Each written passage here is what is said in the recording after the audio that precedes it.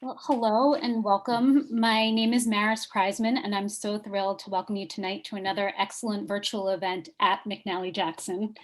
If you go to mcnallyjackson.com and look at our events calendar, you'll see all the amazing writers and programs we're hosting in the coming weeks. So please keep an eye on the site or subscribe to our newsletter to hear more about what's coming soon. We're glad that even though we can't all be in the same room at the moment, we're still able to host events during this difficult time. As we've weathered the pandemic and reopened all 4 of our locations for browsing and shopping, indie bookstores like ours still need more support. And so if you enjoy free events like this one and want us to keep hosting more of them, please buy books from us. Throughout the evening, I'll post links in the chat to buy books by or featuring tonight's panelists from McNally Jackson. And I'm so excited to welcome you tonight to a night of bad sex, which is in scare quotes because we have a bunch of powerhouses here and it's going to be great. And I'm so delighted to welcome your host for tonight, Elissa Bassist, the editor of the Funny Women column on the Rumpus. And I am honored to be the first person to announce that Elissa's first book, Hysterical, sold last week to Hachette and will be published in late 2022. So congratulations, Elissa. Thank you so much, Maris. I am joined tonight by my co-host, Benny the dog.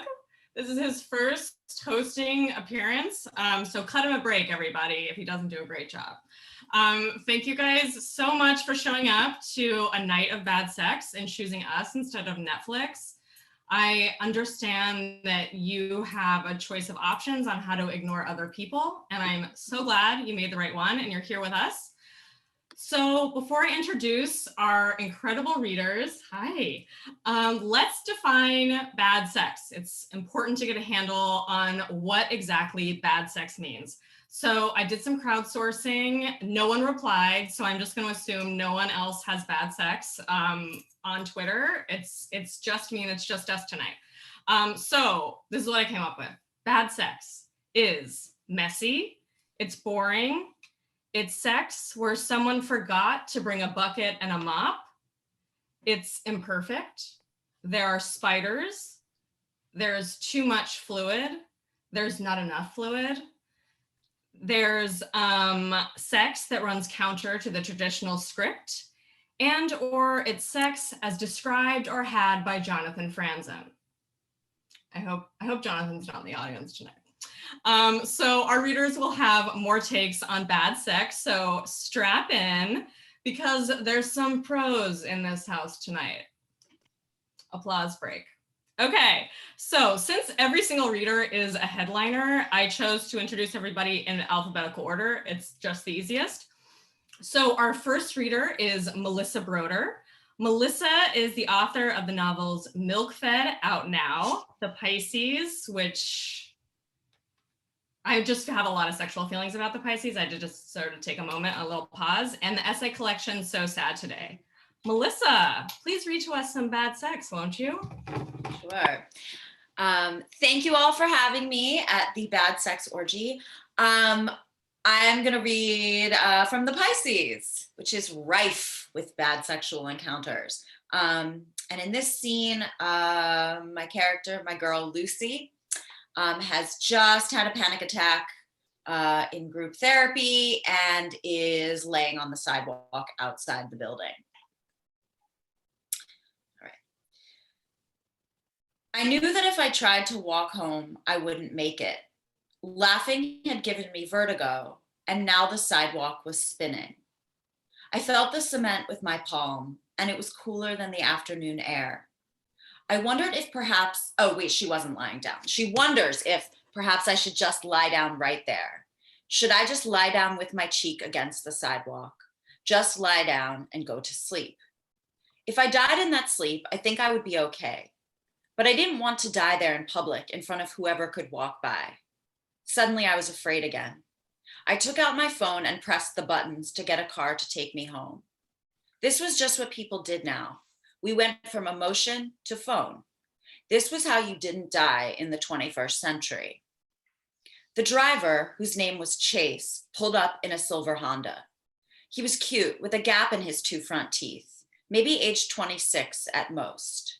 He looked like he was trying to grow a mustache, and his brown hair was past his ears under a baseball cap that read FML, fuck my life. He babbled that he was an actor or was trying to become one. His favorite philosophy about acting was Uta Hagen's, something about being a student of humanity. Well, for a student of humanity, he was shitty at reading people. In my head, I just kept saying, shut up, shut up. I wanted to say, don't you know I am dying? But even in my dying, I couldn't be mean to him for fear that he would think I was a bitch. Why did I even care what he thought? Was my death that unimportant? How could I prioritize the feelings of this vacant, mustached kid over my own, me, who was probably dying? I said, oh, that's nice, and oh, interesting, and then I laid down in the back seat. I didn't announce that I would be laying down, I just did it. He wasn't paying any attention to what I was doing, instead going on about an upcoming audition for a prescription allergy medication where he would play the son-in-law of a woman with adult allergies. He said he had mixed feelings about it because he didn't want to limit his range to pharmaceuticals. The part he really wanted was an audition for Samsung next week. He was trying out to play the phone.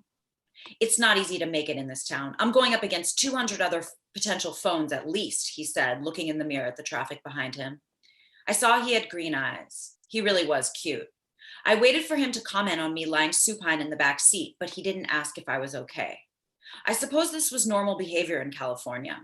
I closed my eyes and concentrated on my breathing. I wasn't dead. I was breathing in the back of this cute idiot's car. When we pulled up at the house, he stopped and said, okay, we're here. Wish me luck with Samsung. I opened my eyes and squinted at him. I wanted to tell him that I hoped he never got apart. Wanna fuck? I said instead. I was shocked when the words came out. He must have been too, because he turned around to look at me for the first time. Are you serious? Totally. Here? In the car? Sure, why not? Someone might see us. I don't care if you don't care, I said. Man, I've been driving for 3 years and this has never happened. Yeah, why not? YOLO, right? Hold on, he said, and put the car in reverse. This was not really the response I was looking for. I wanted more of an, I'm floored by this request because you're so beautiful, and less of a, well, since you asked, carpe diem. But he pulled into a side alley and shut off the car. Come up here, he said, come around to the front. I got out of the car, walked around to the driver's side, and crawled into this mustache man boy's lap. I was facing him, straddling him. He put his seat all the way back, and I took off his FML baseball cap. His hairline was receding. We began kissing, and he put his hands up my shirt. He sort of grabbed at my breasts and twisted them like they were handles on a door. I felt like he was feeling for there to be more, trying to stretch them into being bigger, but they would only stretch so far. I wanted to say, be gentler, but instead I said, yes. He slid his dick out of his jeans, but left them on. He didn't put on a condom or ask if he should wear one. His dick was small, but firm, like a dill pickle. I lifted up my skirt and slid my underwear over to the side, sat on the dick. I moved up and down saying, yeah, fuck me, even though I was the one doing the fucking. A few of my pubic hairs got caught in his zipper. I kept hitting my head on the roof of the car with every few humps. Each time I hit my head, I said, sorry. That's okay, rub your clit, he said. Don't tell me what to do. Sorry, he said, and don't come inside me. But he came inside me, and in less than a minute, making a face that looked like a dying warrior, a hissing sound escaping from his open mouth. Damn, he sighed after he had finished expelling his load of little Uta Hagens into my vagina. That was great. Did you come? Definitely not, I said. Was he kidding? I would have to be a better actress for that. I guess he thought I was hypersexual and came instantly, tossing orgasm after orgasm into the wind. Who else would fuck a stranger in his car? Most people wanted to avoid being fondled by their Uber driver. I imagined his sperm in there, trying to talk to my egg, and my egg ignoring them. What were his sperm saying? It's a tough town, but I'm hoping to get an agent this year, said his sperm. Just shut the fuck up, said my egg. Well, he said, patting me on the ass. I hope you give me a good rating. Oh, for sure, I said. 5 stars.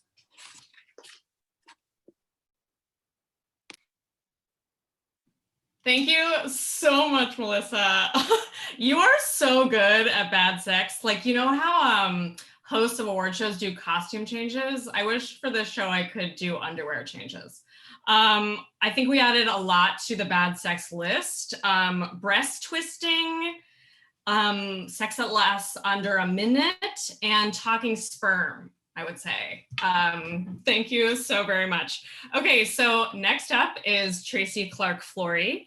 Tracy is a senior staff writer at Jezebel and the author of the memoir, Want Me, A Sex Writer's Journey into the Heart of Desire, which just came out and you must buy a copy in addition to MilkFed. Tracy, please make us cringe. Happily. So I'm going to read from my memoir. This is from the beginning. I am at this point 15 years old. It's 1999. I've been spending a lot of time on the internet, having cyber sex in AOL chat rooms, watching porn, and just generally investigating straight men's desire, what they want from me, while also on the side figuring out my own desire. And at this point, I decide to turn my attention to my hippie feminist father. My dad's hulking white computer sat on the far end of the former dining room with the screen facing a wall. I sat down in the rolling office chair, tapped the keyboard to wake the monitor from its slumber, and double-clicked on Internet Explorer. Glancing over my shoulder, I shook the mouse with a trembling hand and brought the arrow on the screen to hover over the word history. I was 15 years old and asking a question about who my dad was, about who men were, and I was scared I wouldn't like the answer. I wanted to click, I didn't want to click, I clicked. The list of visited sites seemed innocuous at first. Local news, weather reports, boring dad stuff, but then I saw it, perfect10.com. I'd been holding my breath, but then I let it out in one big collapse of a sigh. I had never heard of this website before, but I instantly knew what it was all the same. And it made the room shift in an earthquake of disappointment. I'd found what I was looking for and what I hoped not to find. There was a luminous blonde woman in a see-through bathing suit, lounging on a glossy expanse of sand as waves washed over her fingertips. Her back was arched, head tipped to the sky, as if in the throes of some inexplicable pleasure. Click. The same woman, lips parted, eyes squinting, like she was stepping into a slightly too warm hot tub. Click. She was naked now, ecstatically flipping her wet hair, sending ropes of water flying through the air. As I kept clicking through his visited links, the women changed, and they didn't. It was a procession of blonde young women with flowing mermaid hair, creamy, unblemished skin, and perfect frickin' tits. Thin noses, plump lips, delicate chins, fake eyelashes, rouged cheeks, high heels. Reflected in the monitor, laid across these ideal women, was my teenage visage, brown frizzy before hair, and middling B-cup boobs. Thin lips, big nose, square jawline, perfect nothing. These women represented everything that my dad had long told me didn't matter. High heels are crippling. Makeup is unnecessary. Plastic surgery is unfortunate. Shaving your legs is silly. A woman's most attractive feature is her brain. Is it, Dad? When I look back to this moment of discovery, searching for the particulars of this scene, trying so hard to remember, here is what my brain conjures. A little cross-section of my teenage body, sliced down the center, like one of those cadavers from that Bodies exhibition, where human flesh is preserved for educational purposes. Only it's an imagined, cartoonish cross-section of my living self, a view of the internal drama of my body as I click through the images. My intestines scrunching up like a slug lightly poked with a stick, my heart contracting and then pumping at triple speed, tears flowing like water through an unkinked garden hose, the physical experience of heartbreak. Maybe that sounds melodramatic, but in a world that increasingly seemed to be full of questionable men, my dad had been a good one. He appreciated women for, I can picture my teenage self going all doe-eyed and placing a hand on my heart. What was inside? Can you sense how much I want to make fun of that little girl? how I have to distance myself from her because of how it hurts to think of the naivete.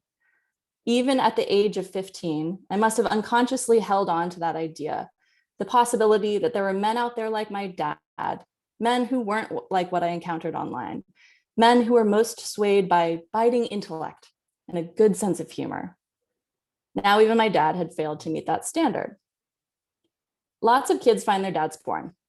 There is the archetypal story of a young boy discovering his dad's stash of Playboys. He finds them in a dusty milk carton in the garage or hidden behind a cot in the basement.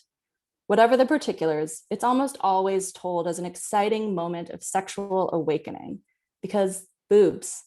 It's a form of indirect intergenerational bonding, an affirmative masculine wink, an invitation into the intoxicating world of men's sexual secrets, a preview of what it is to be in possession of a dick. That is not what it was for me. Instead, it told me that my sexuality was a problem. I was the girl who liked men, and men like this. Before logging off my dad's computer, I went searching through the site beyond the photos that he had clicked on.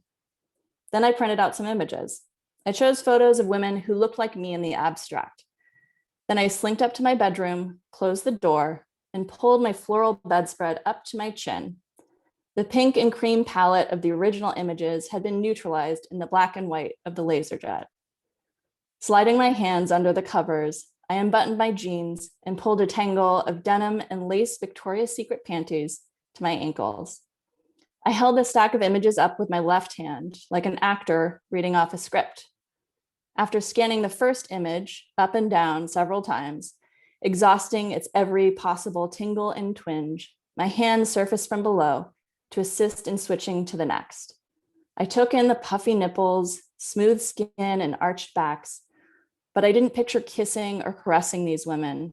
I imagined myself in the images, posing against a desert landscape, narrowing my eyes at the camera, tossing my flowing hair around my shoulders. The idea of being desired like those women caught my breath. My dad would have been horrified if he knew. His porn membership, his daughter, and a blanket rippling between her legs. And in the future, when I looked back at this as an adult, after years studying feminist theory, interviewing sex researchers, writing about the porn industry, and living life as a heterosexual woman, my head would spin with various interpretations of the scene. What I felt in this moment, though, was that these women were going to teach me something. They would help me to learn just what men wanted so that I could try to become it. And if I couldn't become it, at least I would understand it. That would be its own kind of power.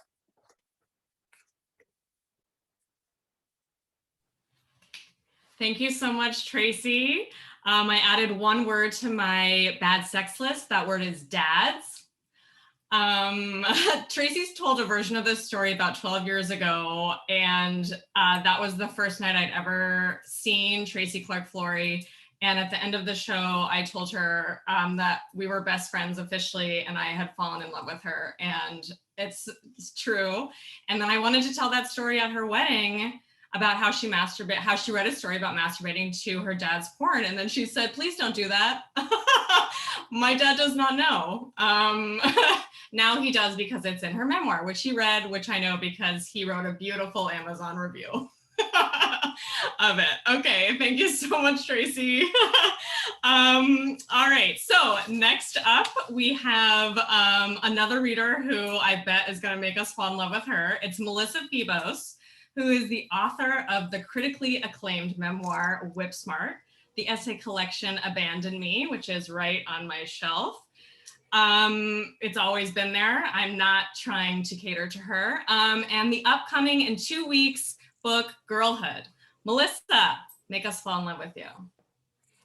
Thank you, Elissa. These readings have been so good. Thank you, Tracy, for the idea of this reading. What a treat to be here with all of you. And thanks, Maris, too, for hosting us. I keep thinking about this. I can't believe I'm going to talk about this right now. It'll be very quick, but kept thinking about this reading in the past few days because there's this car parked on my street that has a bumper sticker that I've been puzzling over for a really long time. And the bumper sticker reads, "Drive fast, eat ass." And it's in like speedy, amazing font. And every time I go by it, I think, is it like, yeah, drive fast, eat ass? Or is it like, I drive fast like I eat ass, which sounds like spectacularly bad sex? And I think it probably just means like, don't tailgate me. But the ambiguity has been thrilling me and made me think of this reading. So I thought I would share that with all of you. I'm going to read a short essay that is sort of along the lines of Tracy's in some ways. There's no dad, but it's kind of about the origins of the cultural origins of like all the bad sex I ever had, which is like basically just heterosexuality, but more specifically, and it's also kind of about being slut shamed as like a middle schooler, which I write about in much more sort of bleak lengthiness in Girlhood, but this is just a little bit about that. It's called Loose. "She's tight," they kept saying with glee about this girl or that. This was before tight meant good or mad, and after it meant drunk or cheap. What about me? Is it possible that I actually asked this? That I was once so plaintive? Of course, I was 11. No, you're loose as a goose. I remember exactly what I wore that day. Button-fly jeans, short sleeve shirt with a floral pattern. It must have seemed important. In the 1840 tale by John Green Chandler, adapted from a 1923 Scandinavian version, the remarkable story of Chicken Little is populated by farm birds with rhyming names, including one, Goose Loose, who spread their terror of the sky's alleged falling like a bad game of telephone. Fox Locks then lures them into his den for supposed protection, whereupon he bites off all of their heads. The moral of this story supposes that you ought not to believe everything you're told. In the first cut of the original film adaptation, which was requested by the US government and released by Walt Disney Pictures in 1942, the fox is depicted reading Mein Kampf and then convincing Chicken Little that the sky is falling. All those birds got so uptight over this fabrication. Tightening is a response to fear. The amygdala engages and our perceived options are reduced to two, fight or flee. Our muscles clench, blood flow to the brain is constricted. We walk straight into the fox's den. Stay loose as a goose and remain under the intact sky. Loose as a goose originated from the perception that geese have loose bowels.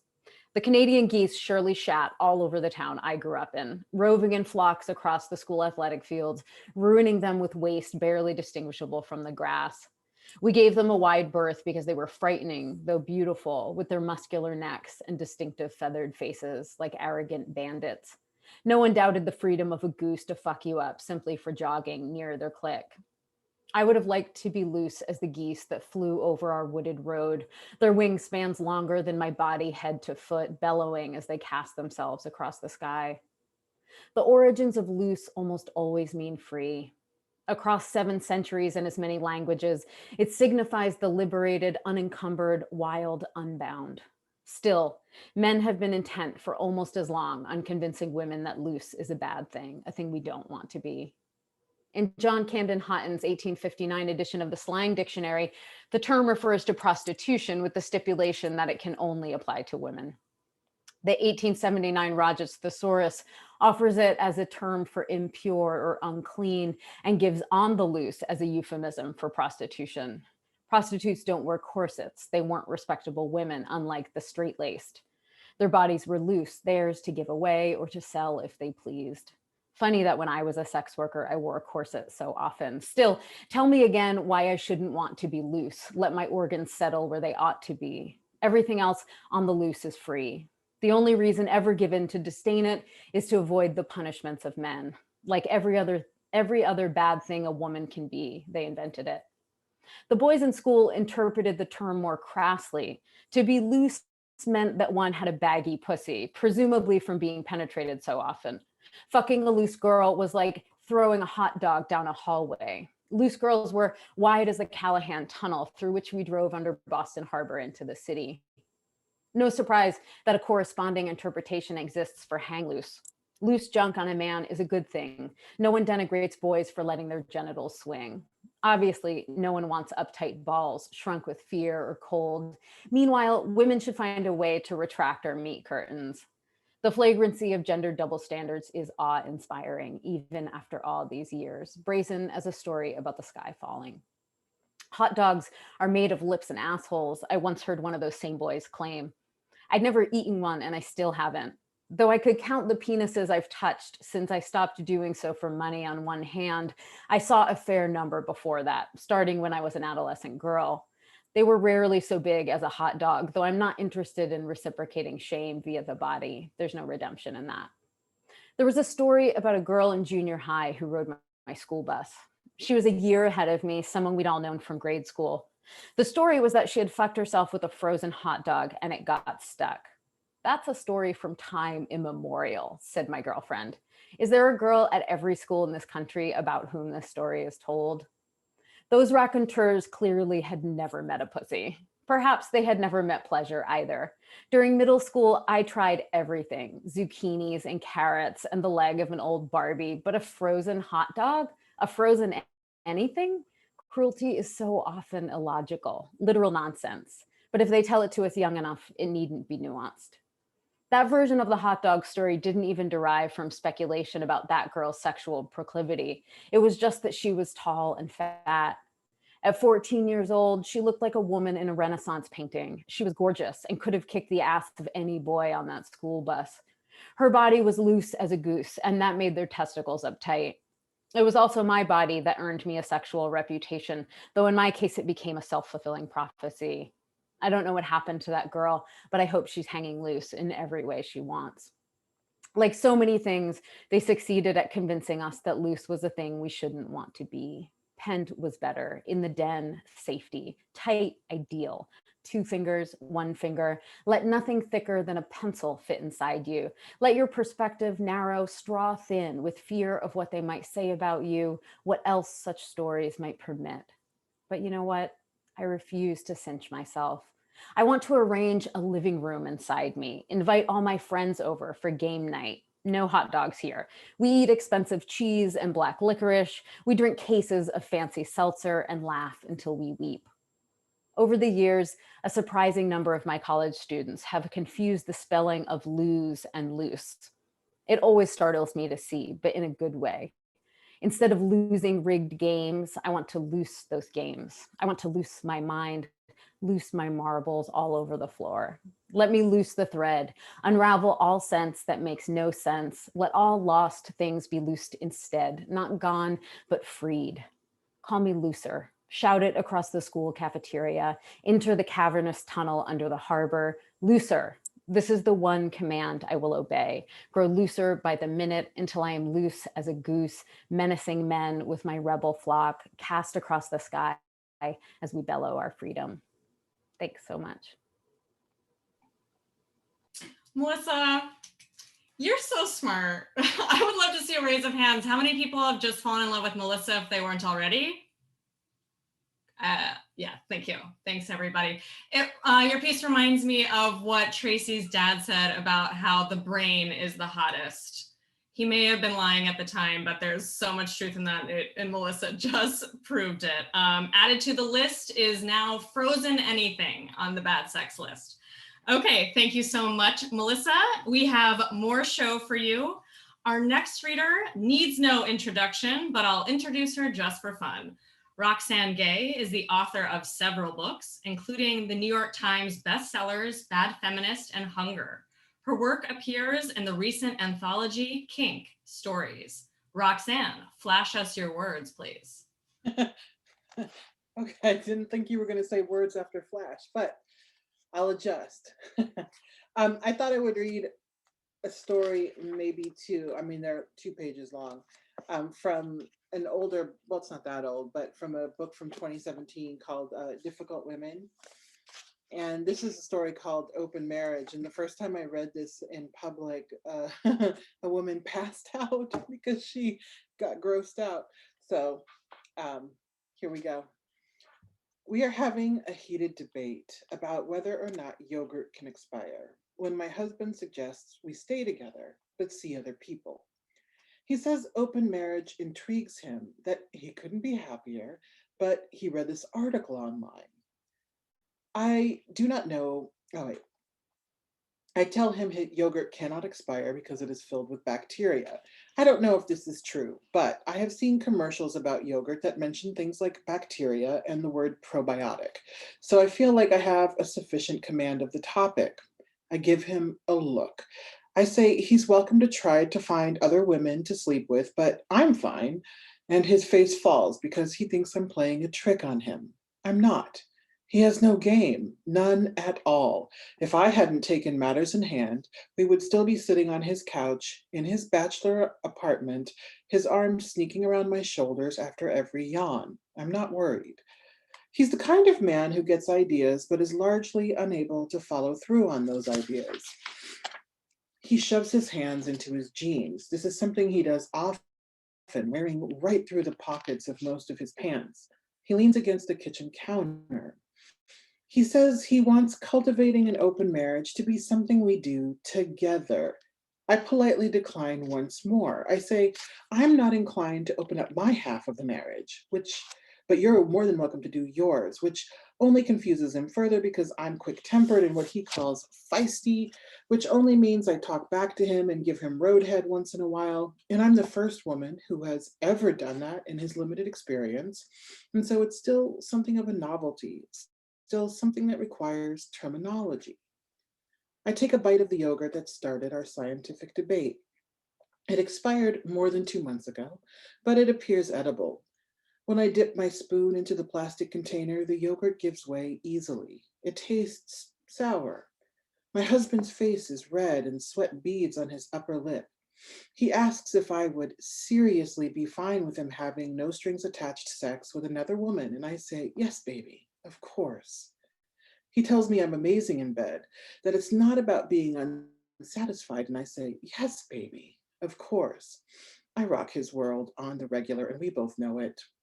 He can barely string 3 words together after we make love. He just lies there trying to catch his breath, muttering, God damn, over and over. I say, good luck and be safe, and don't you break my heart, baby. Don't you break my heart. His eyes widen.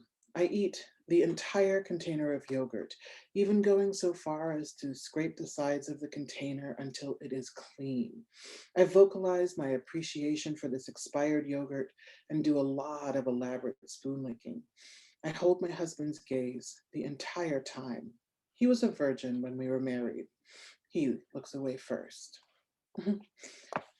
And then this is a short story called A Pat. I saw a man eating alone in one of those hard plastic booths. He opened the paper wrapping for his burrito and carefully smoothed it into a perfect square. The whole scene broke my heart. He squeezed a small dollop of sauce in one corner from an orange foil packet, and before every bite of his burrito, he dipped the open end into the sauce. He ate slowly. I had to keep him company. When I entered the restaurant, the air was thick with the stink of cheap meat and steam and hand sanitizer. Sweat was on my neck and down my back and even between my thighs. I slid into the empty bench across from the man eating alone. He looked how you might expect, a messy graying beard, his head covered by a wool skull cap. His t-shirt was dirty and his jeans were torn. He was handsome. He looked up. I introduced myself because my mother said every conversation with a stranger should begin with your name. He stared at me, then wiped his mouth with his hand and stretched his arm across the table. The palm of his hand was calloused and his knuckles were red with arthritis. He held my hand. He talked with his mouth full, introduced himself. His name had a lot of vowels, sounded made up. I asked him if he would like to come to my house for a proper meal. He shrugged. We walked the 3 miles back to my place. Sometimes cars honked at us. He walked on the outside, had real nice manners in his own way. We sat at my small kitchen table, didn't talk much, but we ate homemade leftovers and drank red wine. Later, we retired to the living room and drank more wine and still didn't talk much. I held his hands in mine, held them for as long as he let me. He nodded toward my bathroom, asked if he could shower. I showed him where the clean towels were, soap. He didn't take long, and when he was done, he stood in my hallway. I quickly finished my wine and went to him. I lay on my back and let him cover me. He said, "Thank you," and smiled and left. When I started grade school, my mother walked me in on the first day. We stood together at the bottom of the large brick staircase leading into the school. She held my hand. She said, "Let me have a look at you," then licked her thumb and used it to tame my eyebrows. She straightened the hem of my jumper. She told me to stand still. I smelled her perfume, and I hoped that the smell of her would stay with me all day. She said, "You make friends with the ugliest kids in your class, and you make friends with the loneliest kids in your class, the ones that are off by themselves. They will be the best friends you have ever had, and they'll make you feel better about yourself." With a pat on her head, she pushed me. Thank you. Thank you so much, Roxane. Did anybody pass out this time? I Hope not. Roxane, you're good at so many things, and I have something else that you might be interested in. It's ASMR reading erotica. Your voice is so soothing. I just feel like you took like all my anxiety out of my body, and it was like sexy at the same time. I don't know if ASMR erotica exists, but I'll look into it. right. I recommend you to it. I All think that was very great. And I'll also never eat yogurt the same way again. Thank you for that. All right. Okay. Thank you again, Roxane. Now to finish us off is Yin Q. Yin is a parent, writer, producer, kink educator, and sex worker rights activist whose work appears in the anthology We Too, Essays on Sex Work and Survival, which I cannot wait to read. Please applaud wildly at home for Yin Q. Hi, thank you so much. I really am honored to be reading with this phenomenal lineup. I also just want to give a trigger warning that I am not writing about awkward sex. This is about rape. So I have edited out any of the graphic details for this evening, but I do want to let you all know that this isn't necessarily funny reading. Okay. It's called We All Deserve to Heal.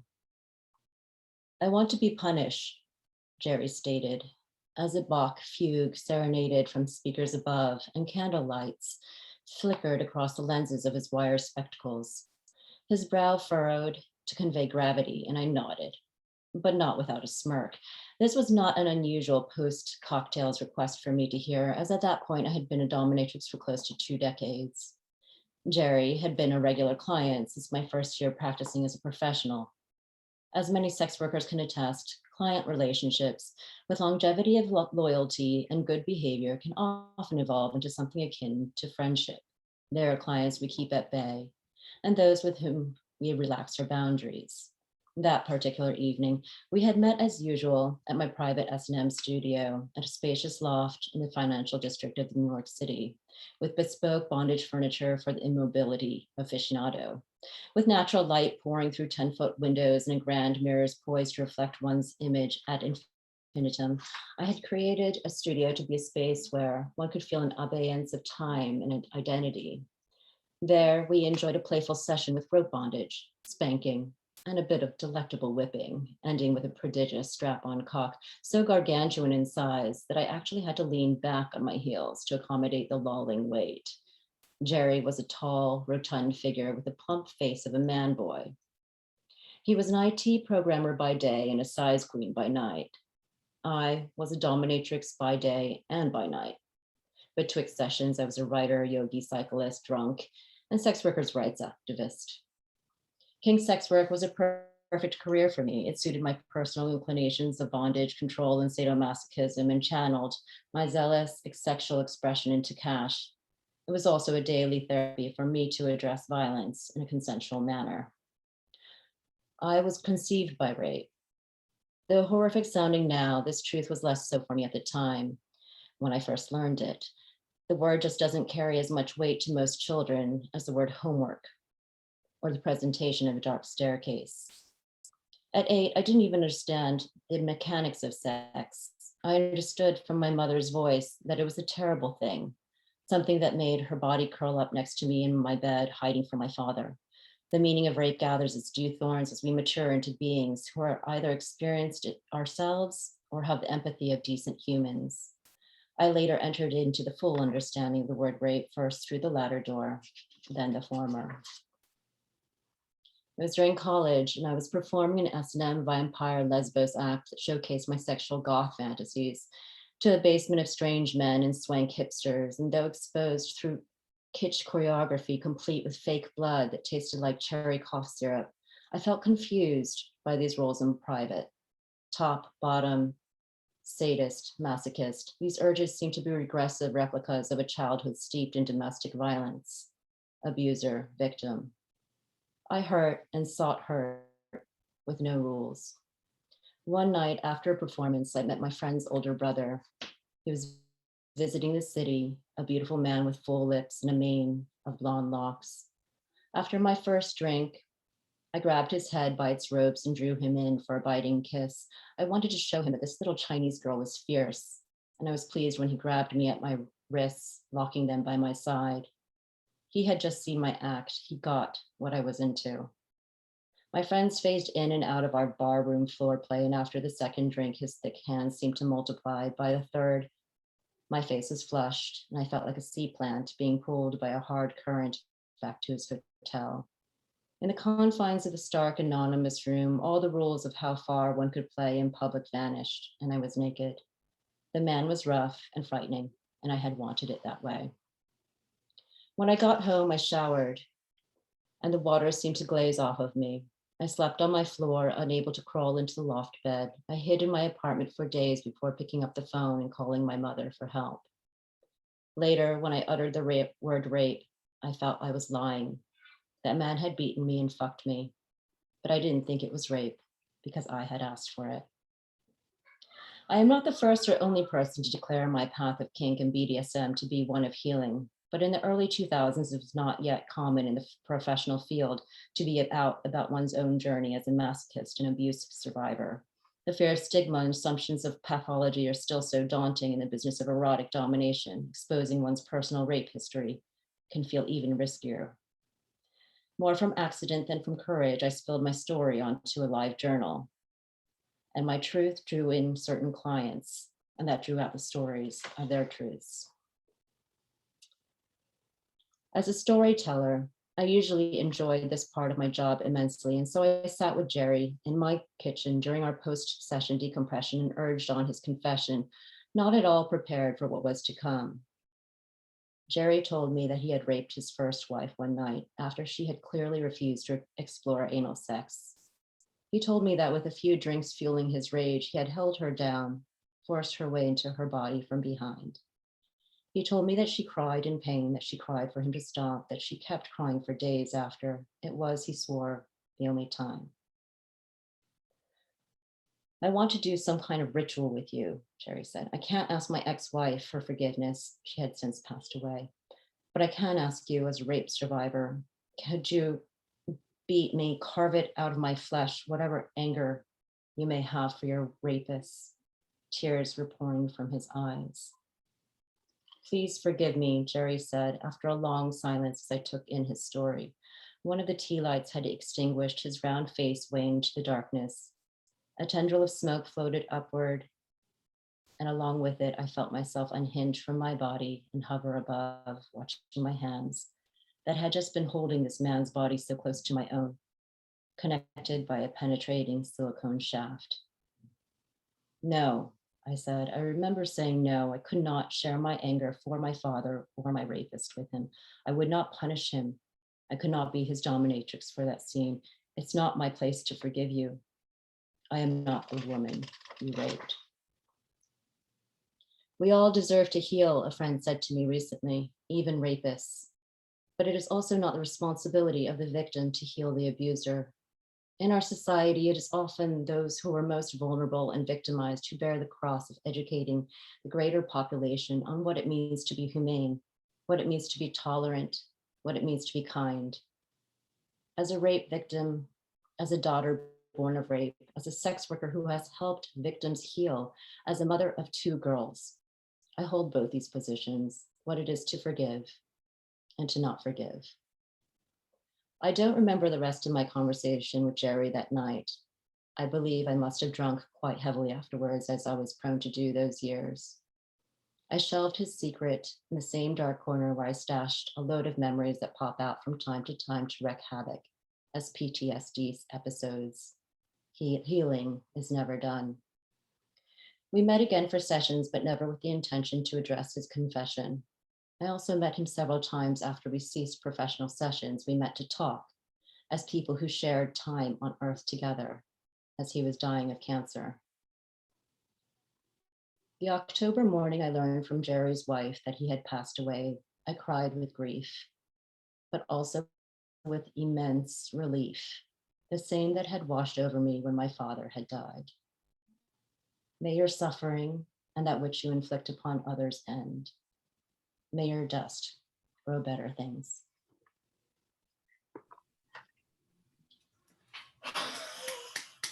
Whoa. It's hard right now to be a host because I just want to be a person who experienced that and took that in. That was gorgeous. My heart is racing. I want to be quiet for like 2 hours and sit with that. Thank you so much. Thank you for bringing another angle to our night of bad sex. Thank you to all of our readers. I feel in turns moved, grossed out, aroused, educated, and just delighted to have heard everyone's stories and your hot prose. That is our show. I imagine you're all gonna give our readers a standing ovation because they were freaking believable. They all have books out right now. So you are contractually obligated to buy all of them. I'm just gonna trust you to do that. You won't regret it. Thank you so much to McNally Jackson, to Maris, again, to all of our readers, Melissa, Tracy, Melissa, Roxane, Yin. No thank you to Jonathan Franzen. Added to the list of bad sex is heterosexual sex, just threw that on there. If you, again, were moved by anything you heard tonight, please support our readers by buying their books or by complimenting them in some way. Thank you again.